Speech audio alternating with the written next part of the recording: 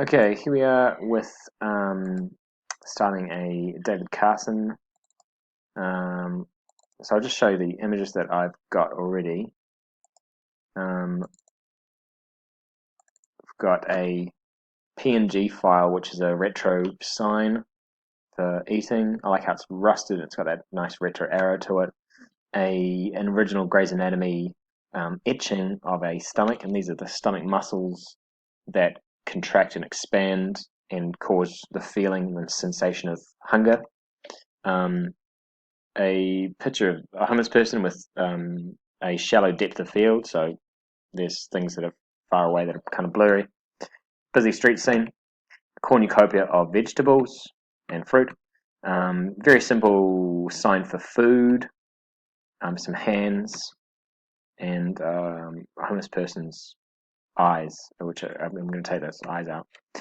So what I'm going to do is that I can go into Photoshop and open everything up from that one place.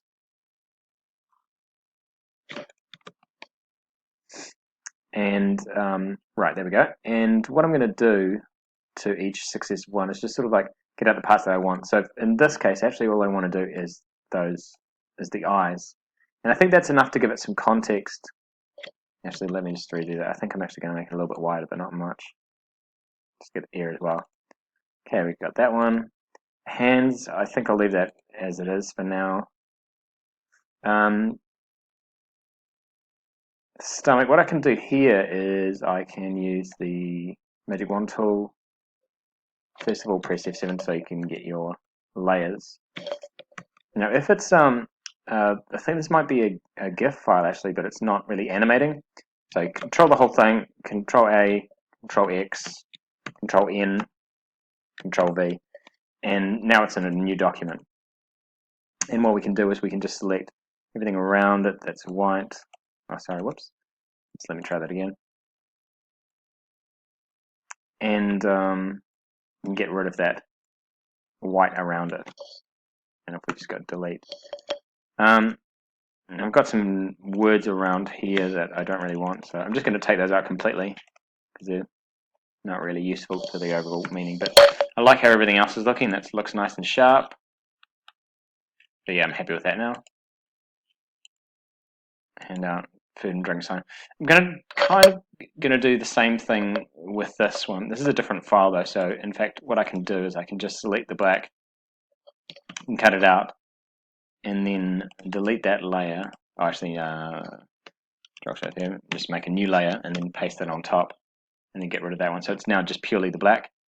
It's got some grey running through it, which I'm not sure about. I'll just leave it for now because it might be fine. Cornucopia, I think I'll just leave as sort of as a part by itself, but I am going to get rid of that signature there. If I want. The bottom right. Busy street scene, I'm not sure how much big I'm going to make that. I'm going to leave that. And that's the original stomach line. Alright, now I can start making the document. So I'm going to go File New, open up an attachable paper A3, 300 pixels per inch. Okay, now for David Carson, I saw a lot that are horizontally arranged, so like a landscape. So I'm going to go image rotation 90 degrees clockwise. So I'm going to make a landscape piece now. First thing I'll do is I'll grab this, take out that. I actually know. Wait, what are some larger ones? I think I'll take out this one completely. Cut out the busy street. Put that in. Make it a lot bigger. Control T. I'm just going to place all my things in now just to see how they're shaping up together. It's going to be a bit of a collage. I might have some magical things happen just kind of randomly. I'm not sure how it's going to look yet.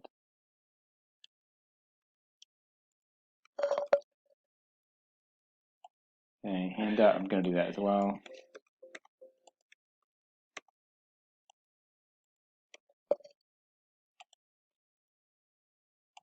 Food and drink I can grab and take.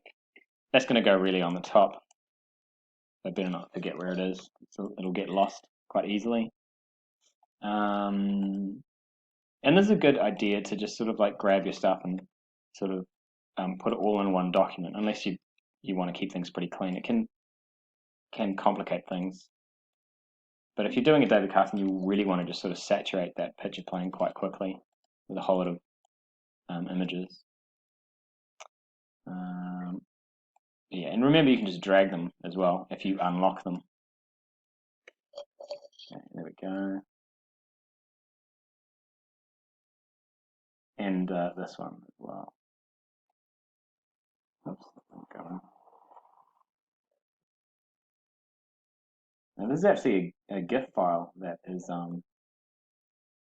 not properly animating, so I don't know why it's not moving, but I just had to like cut it up and place it down again to get it going. Sometimes you might need to do that. So if I'm not mistaken, I think that's all my elements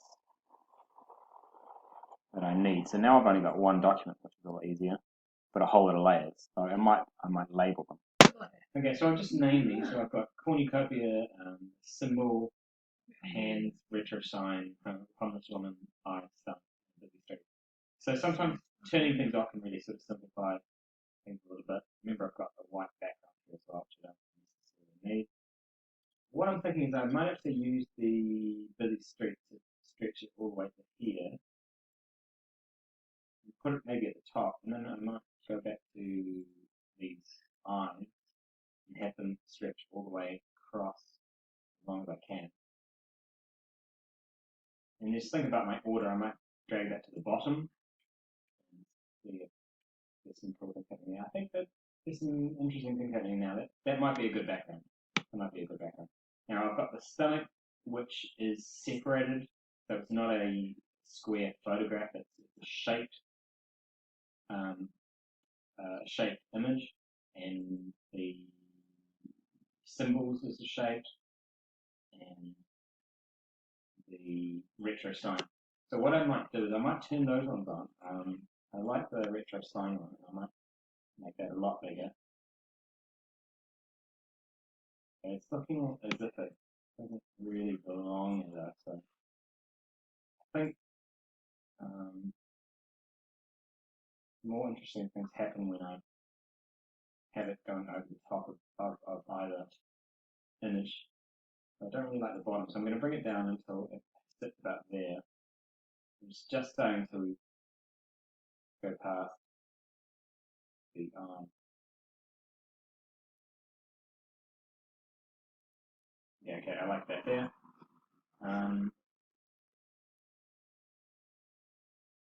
Symbol ones, again, I think that might be good if it's overlying everything else. So I might bring that across. That's too overbearing to match that in there. I might put that beneath the retro sign actually.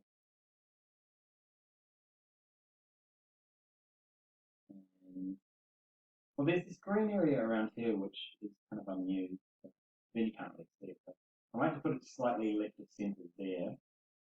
And then the other thing is the stomach, which I really want to use in some way. I just don't know really how to get it. But I guess that's there. I'm going to twist it slightly because I think it will bit if I twist it too much, I can't really see the light. I think I will leave it there. I think I will leave it there. Right. Now, as for the other things I haven't really used, well, there's quite a few things I haven't really used at all, but that's okay. I was thinking about these things at the time. It's just ended up I'm not really using them. But I don't really want to use the homeless woman anymore. Although I might be space for it. I might see if I can place it here. Tell you what, I think I'll flip it around. So I'm going to go to transform and flip horizontally.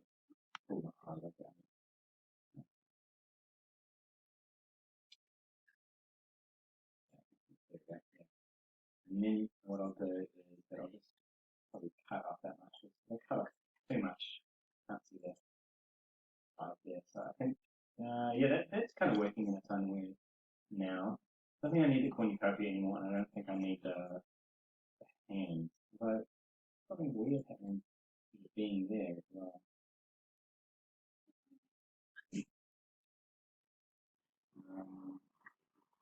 You never can tell how everything works out until you start. It's quite complicated, but in a good way, I think. What I think I'll do though to start off with is that the symbol. I'll double click on that, and what I'm going to do is I'm going to do a color overlay. Obviously not green, that's absolutely awful, but I might just do it with white instead. And it sort of half disappears when it's white.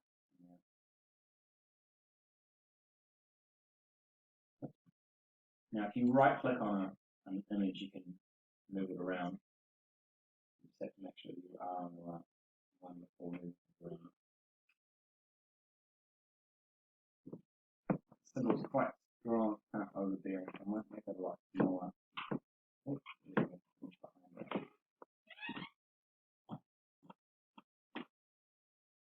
I might put that behind the sun as well.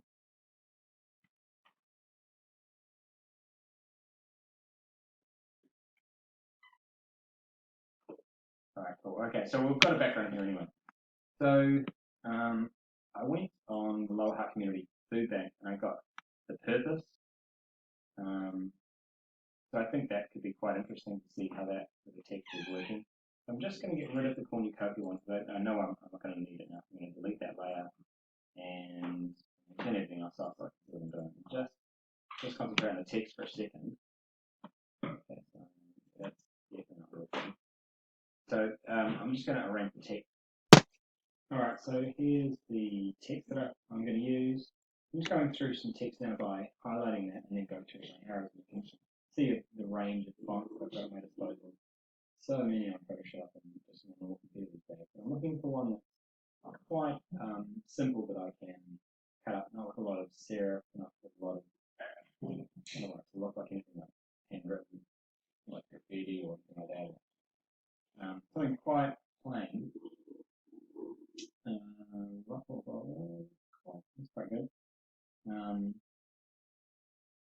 There's some that are going to be much better than the others. The other thing I'm going to do is I'm going to write this up and rewrite this in separate lines, and I'm going to choose random words to be a lot larger than others. So here we have the same text, and I've just chosen some random words, poverty and well, not random, but poverty and hardship and emergency in capitals, and now I'm just still going through my range of fonts until I find one quite simple. Actually, that's quite good. That might be something I need. Yeah, I think that's one. So now I'm going to arrange the text over the top of my background. Okay, now what I'm going to do is I'm going to cut the text into separate parts, but in order to do that first, I'm going to have to rasterize it. So basically turn it into a symbol, cut it, paste it back in. Alright. So this may take a while actually, but basically I want to do that. But I'm also going to sometimes cut it across the text like this. So like that. And paste it back. And I think you'll see this looks a lot like Carson's work on the next to each other.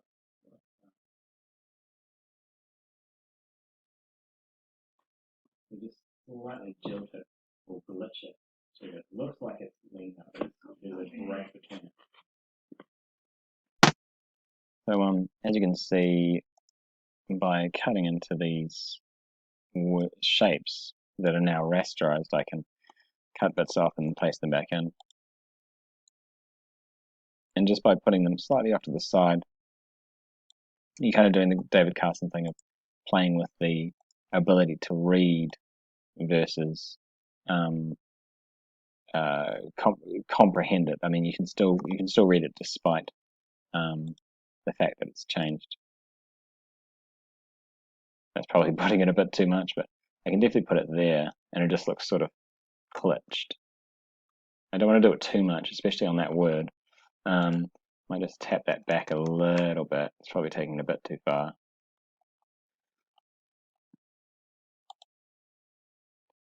I can do things like cut it this way as well. So I'll just do that and I'll just arrange it.